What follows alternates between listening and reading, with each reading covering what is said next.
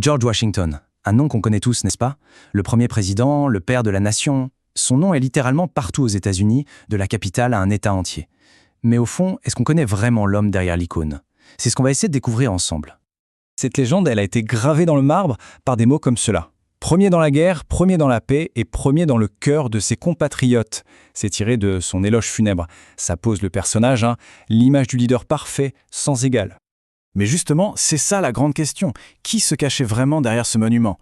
Parce qu'on va le voir, la réalité est bien plus complexe, bien plus nuancée et pleine de contradictions. Et c'est ça qui est passionnant. Pour comprendre, il faut revenir en arrière. Bien avant d'être le grand général de la Révolution, Washington, c'était d'abord un officier ambitieux au service de la couronne britannique. Un officier souvent très frustré. Ses débuts de carrière ont été pour le moins mouvementés. Il est jeune, il commet des erreurs qui contribuent carrément à déclencher la guerre de la conquête. Il se rattrape en sauvant les meubles lors d'une expédition désastreuse, mais au final, il claque la porte. Pourquoi? Parce qu'il est dégoûté par le système britannique qui lui refuse la promotion qu'il estime méritée. Et cette frustration, c'est la petite graine de la rébellion qui va suivre. Et la transformation, elle est spectaculaire. En 1775, la guerre d'indépendance éclate. Le Congrès continental a besoin d'un chef. Et qui choisit-on? Lui.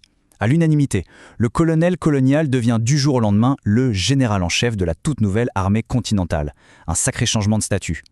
Et là, il se retrouve face à une mission quasi impossible. Il faut bien se rendre compte. Il doit mener une armée de briquets de broc, des volontaires mal payés, mal équipés, face à la plus grande superpuissance militaire du monde. C'est David contre Goliath. D'ailleurs, au début, ça se passe très très mal. La bataille de Long Island en 1776, c'est une catastrophe totale. Son armée se fait balayer, il perd New York. La révolution a bien failli s'arrêter là, net. Le moral des troupes, à zéro. On imagine la pression. Alors que tout semble perdu, Washington tente un coup de poker monumental. Un truc de fou. La nuit de Noël 1776, il fait traverser le fleuve Delaware gelé à ses hommes pour lancer une attaque surprise sur Trenton. Et ça marche. Cette victoire, suivie de celle de Princeton, change complètement la donne. Ça redonne espoir à tout le monde et ça sauve la révolution. Un coup de génie. Mais la guerre est loin d'être finie. L'hiver à Valley-Forge, c'est l'enfer sur terre. Plus de 2000 hommes meurent. Pas au combat, non. De faim, de froid, de maladie. C'est terrible. Et pourtant, c'est là, dans cette épreuve ultime, que l'armée va se transformer, devenir une vraie force de combat disciplinée. Un paradoxe incroyable. Et l'aboutissement de tous ces efforts, de tous ces sacrifices, c'est Yorktown en 1781. C'est le bouquet final. Avec une aide absolument cruciale des Français, il faut le souligner, sans leur flotte et leurs soldats, c'était pas gagné. Washington encercle l'armée britannique et la force à se rendre. C'est la victoire décisive. La guerre est finie. Et c'est là que Washington fait quelque chose d'absolument ahurissant pour l'époque. Normalement, un général qui gagne une guerre, il prend le pouvoir. Il devient roi, dictateur. Mais lui, non. Il démissionne, il rend son commandement au Congrès. Un geste fondateur qui établit que dans cette nouvelle nation, le pouvoir militaire sera toujours soumis au pouvoir civil. La guerre est gagnée, mais le pays reste à construire. Washington pense pouvoir rentrer chez lui à Mount Vernon, mais non, on le rappelle. Et cette fois, son plus grand défi l'attend. Il va devoir, littéralement, inventer la fonction de président. Sa popularité est telle qu'il est élu à l'unanimité. Pensez-y une seconde. C'est la seule et unique fois dans l'histoire américaine. Il était le seul homme en qui absolument tout le monde avait confiance pour lancer la machine. Pour l'aider, il s'entoure et il crée ce qu'on appelle le cabinet. Et attention, il ne choisit pas des gens qui sont tous d'accord avec lui. Loin de là. Il met ensemble les plus grands esprits de l'époque, qui se détestent cordialement. Thomas Jefferson d'un côté, Alexander Hamilton de l'autre. C'est ce qu'on a appelé une équipe de rivaux. Et ce conflit entre eux, c'est le premier grand débat politique américain. D'un côté, Hamilton, qui veut une nation forte, industrielle, avec un gouvernement central puissant. De l'autre, Jefferson, qui rêve d'une république de fermiers, où le pouvoir reste local.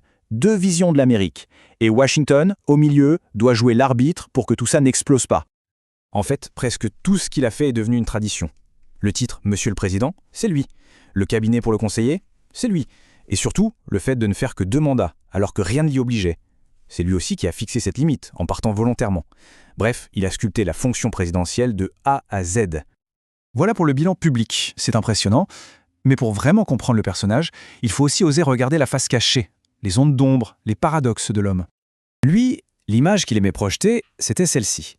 Le gentleman farmer de Virginie, le planteur retiré sur son magnifique domaine de Mount Vernon. C'était le cœur de son identité, et bien sûr, la source de sa grande richesse. Sauf que, Cette richesse et cette image reposaient sur une réalité brutale, l'esclavage. Regardez cette annonce. C'est une récompense offerte pour la capture d'Onna Judge, une femme asservie qui s'était enfuie de la maison présidentielle. Oui, pendant sa présidence. Washington était propriétaire d'esclaves et il a utilisé son pouvoir pour pourchasser ceux, comme elle, cherchaient la liberté. C'est la grande contradiction du personnage.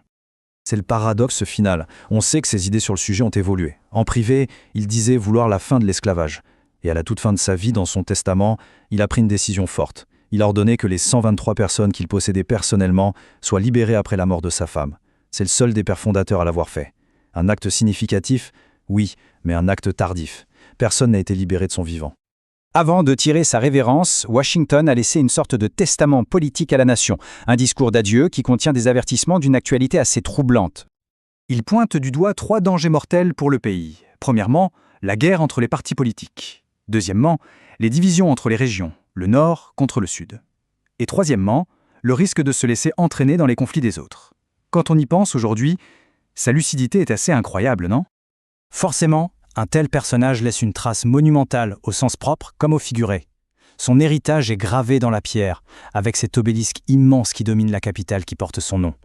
Difficile de faire plus symbolique de sa place dans l'histoire. Mais aujourd'hui, cet héritage est complexe, il est débattu. Alors que représente Washington ? Est-ce le symbole unificateur qui a créé une nation à partir de rien ? Ou est-ce une figure dont la possession d'esclaves rend l'héritage beaucoup plus problématique ? La question reste ouverte et son histoire, avec toutes ses contradictions, continue de nous interroger.